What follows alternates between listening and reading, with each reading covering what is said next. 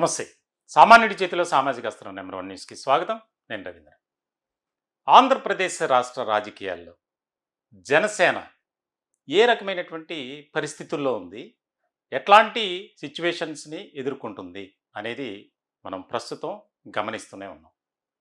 దీనికి సంబంధించి జనసేన పార్టీలో నెలకొన్నటువంటి అసంతృప్తి, వ్యతిరేకత ప్రధానంగా ఆ పార్టీ అధినేత పవన్ కళ్యాణ్ను తీవ్రమైనటువంటి మనస్తాపానికి, అయోమయానికి, గందరగోళానికి గురి చేస్తున్నటువంటి అంశం.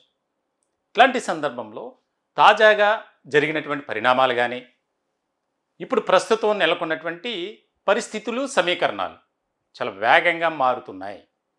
ఇప్పటి వరకు సైలెంట్గా ఉన్నటువంటి సేనాని పవన్ కళ్యాణ్ ఒక రకమైనటువంటి మాటలతో ఆయన అందరినీ కూడా రాజకీయంగా నోర్లు మూయించేటువంటి పరిస్థితి అనేది ఇప్పుడు ప్రస్తుతం రాజకీయ వర్గాల్లో వినిపిస్తున్నటువంటి మాట. రాజకీయ విశ్లేషకులు కూడా ప్రధానంగా జనసేనాని మాట తీరు ఏదైతే ఉందో, ఆయన విధానం ఏదైతే ఉందో దాని మీద ఒక స్థాయిలో చర్చించుకుంటున్నారు. ప్రధానంగా 3 వారాలు విశ్రాంతి తర్వాత ఆయన బయటకు వచ్చారు, క్యాబినెట్ భేటీలో పాల్గొన్నారు. ఆ తదుపరి కొంతమంది ముఖ్యమైనటువంటి జనసేన నాయకులతో ఆయన సమావేశమయ్యారు. ఈ సందర్భంగా ఆయన చేసినటువంటి కామెంట్స్ ఏవైతే ఉన్నాయో ఇప్పుడు రాజకీయంగా చర్చనీయాంశమైనటువంటి టాపిక్గా మారిపోయింది. చాలా కీలకమైనటువంటి అంశంగా రాజకీయాల్లో దీనిపై ఒక చర్చ జరుగుతుంది. 2024 సార్వత్రిక ఎన్నికల్లో ఏదైతే కూటమి జత కట్టడానికి ప్రధానంగా కూటమిలో ఉన్నటువంటి 3 పార్టీలు కలయిక ఏదైతే ఉందో, తెలుగుదేశం పార్టీ, జనసేన, భారతీయ జనతా పార్టీ, ఈ 3 పార్టీలు కూడా ఒకే ప్లాట్ఫామ్ మీదకి రావటం, దానికి సంబంధించి ఎన్నికలకు వెళ్ళటం, వై నాట్ 175 అన్నటువంటి వైఎస్ఆర్సీపీకి ఏ రకమైనటువంటి చెక్ పెట్టారో అందరికీ తెలుసు. ప్రజాక్షేత్రంలో ఒక రకమైనటువంటి పరిస్థితులు నెలకొన్నాయి. కేవలం 11 సీట్లకు మాత్రమే పరిమితం కావాల్సి వచ్చింది వైఎస్ఆర్సీపీ. అసలు వారు కూడా ఊహించలే. అంటే ఈ ఫలితాలకు మూల కారణం ఎవరై ఉన్నారంటే పవన్ కళ్యాణ్ అనేది అందరికీ తెలుసు. అయితే ఇప్పుడు తాజాగా పవన్ కళ్యాణ్ మాట్లాడినటువంటి మాటలు రాజకీయంగా అలాగే సొంత పార్టీలో కూడా ఒక కీలకమైనటువంటి చర్చకు దారితీసింది. జనసేన అంటే కాపు సామాజిక వర్గానికి సంబంధించినటువంటి పార్టీ అనేది అందరికీ తెలిసినటువంటి విషయం.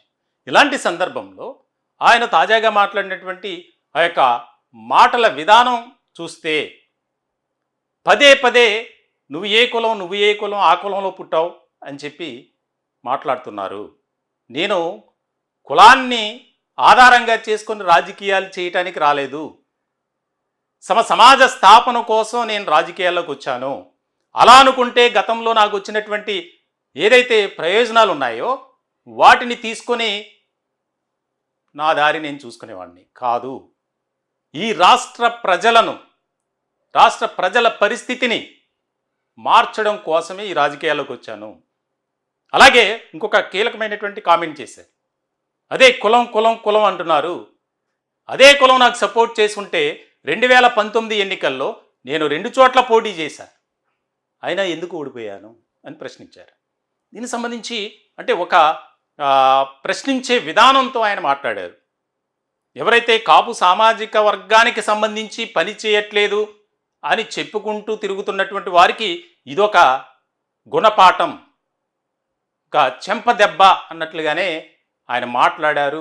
ఎప్పుడు కూడా పవన్ కళ్యాణ్ మాటల విధానంలో ఈ రకమైనటువంటి సిచ్యువేషన్ లేదు అని రాజకీయ వర్గాల్లో పొలిటికల్ అనలిస్టులు డిస్కషన్ చేస్తున్నారు. చాలా కీలకమైనటువంటి పరిణామం. సొంత పార్టీలో కూడా ఒక ఆసక్తికరమైనటువంటి పరిణామాలు చర్చ జరుగుతుంది. ఏదైతే వంగవీటి మోహనరంగ ఆయన ప్రస్తావన కూడా వచ్చింది.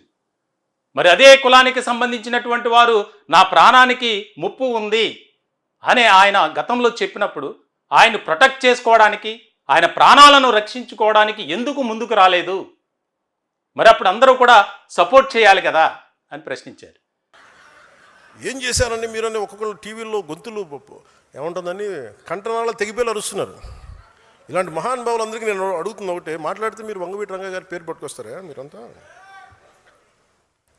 ఆయన చనిపోతా నాకు ఇబ్బంది ఉంది, నా ప్రాణహాని ఉంది అంటే ఆ రోజు మీరు ఎందుకు తపన పడలా? మీరు ఎవరు చిన్న వయసులో కాదు కదా, మీరు ఎవరు, మీరు టీన్స్లో లేరు కదా ఇప్పుడు. మీ అందరికీ 60-65 ఏళ్ళు ఉన్నాయి కదా మీ అందరికీ. అంటే ఆ రోజుల్లో మీకు కనీసం ఒక 35 ఏళ్ళు, కనీసం మీకు 25 దాటిని అందరికీ ఆయన ఇబ్బంది పడుతున్నప్పుడు. నాకు ప్రాణహాని ఉందనుకున్నప్పుడు ఈరోజు ఆయన కోసం గొంతు చించుకుంటున్న మనుషులందరూ ఏమైపోయారు? ఆ రోజున ఆయన చుట్టూ ఒక దడిగట్లాగిపోయారా, ఒక పద్మవ్యూహంలా ఉండలేకపోయారా? అప్పుడు వదిలేశారు అందరూ. అంటే చనిపోయిన తర్వాత ఏమో ఇప్పుడు కూర్చొని కథలు చెప్తారు మీరు. మనిషిని బతుకున్నప్పుడు రక్షించుకోలేంది చనిపోయిన తర్వాత మీరు ఎన్ని కథలు చెప్తే ఎవడు నమ్ముతాడా మిమ్మల్ని? అంటే మీరు రాజకీయాలు చేయటానికి లేకపోతే ఏదో రకమైనటువంటి కామెంట్ చేయటానికి మాలో మాకు ఒక రకమైనటువంటి వివాదాలు కానీ గ్యాప్ క్రియేట్ చేయడానికి చూస్తే తస్మాత్ జాగ్రత్త అన్నట్లుగానే పవన్ కళ్యాణ్ మాట్లాడినటువంటి విధానం ఉంది అనేది ఇప్పుడు జరుగుతున్నటువంటి చర్చ. ఎస్, వాస్తవానికి సేనాని ఆవేశంలో కానీ ఆయన ఆవేదనలో కానీ కారణం ఉంది. ఏదైతే 2019 ఎన్నికలు కనుక మనం పరిశీలిస్తే దాదాపుగా అన్ని చోట్ల 175 నియోజకవర్గాల్లో పోటీ చేసినటువంటి జనసేన కేవలం 1 సీటు మాత్రమే కైవసం చేసుకుంది. ఉమ్మడి తూర్పుగోదావరి జిల్లా రాజోలు నియోజకవర్గంలో రాపాక వరప్రసాద్ ఆయన మాత్రమే గెలిచారు. మరి అదే రకమైనటువంటి కుల ప్రభావం గనుక ఓటర్లు చూపిస్తే కాపు సామాజిక వర్గానికి సంబంధించినటువంటి ఓటు బ్యాంకు 25% పైగా ఉన్నప్పటికీ ఎందుకు మేము గెలవలేకపోయాం? ఇక్కడ తమిళనాడు ఎన్నికలను మీరు కంపేర్ చేయొద్దు అని చెప్పి చాలా ఘాటుగా మాట్లాడినటువంటి సందర్భం. ఈ మధ్యన పక్క రాష్ట్రంలో అక్కడ ఒక పార్టీ పెట్టి విజయం సాధించి ముఖ్యమంత్రి అవ్వగానే మన ఆంధ్రప్రదేశ్లో చాలామంది మీరు కూడా అలా చేసి ఉండాల్సిందని చెప్పి నాకు తెగ మెసేజ్లు పంపిస్తూ ఉన్నారు. ఊళ్ళో పెళ్ళికి ఏదో హడావిడి ఉంటారు కదా,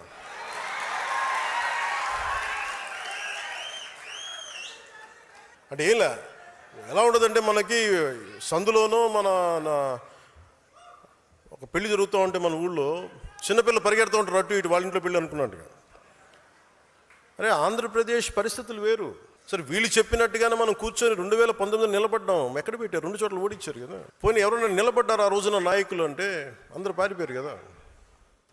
సో అందుకని కంపారిజన్ పెట్టకండి. దానికి సంబంధించి స్థానిక సంస్థల ఎన్నికలకు సిద్ధం కావాలి, నేనే కమిటీలు ఏర్పాటు చేయడంలో కీలక పాత్ర పోషిస్తాను, ఎవరి మీద ఆ బాధ్యత పెట్టను. ఎందుకంటే దీనికి సంబంధించి ఒక రకమైనటువంటి ఆలోచన విధానంతో కూడా చర్చ జరుగుతుంది. అధికారంలోకి వచ్చిన తర్వాత 2024 ఎన్నికలకు సంబంధించి కూటమి విజయం సాధించడానికి ప్రధానమైనటువంటి కారకుడైనటువంటి పవన్ కళ్యాణ్ పార్టీని విడిచిపెట్టారు, పార్టీలో ఉన్నటువంటి క్యాడర్ను విస్మరించారు, దానికి సంబంధించి ఏ రకమైనటువంటి కార్యాచరణ అనేది లేదు.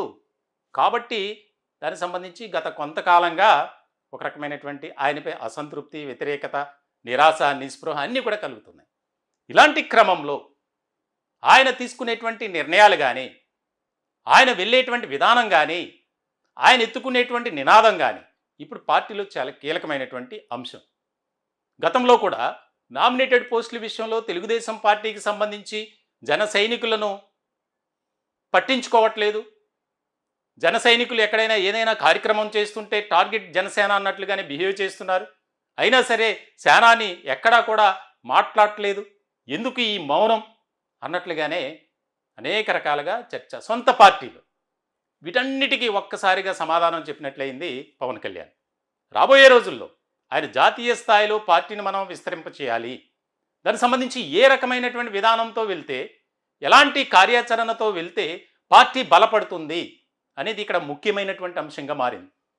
దీనికి సంబంధించి ఒక కీలకమైనటువంటి నిర్ణయం సేనాని పవన్ కళ్యాణ్ త్వరలోనే తీసుకోబోతున్నారు.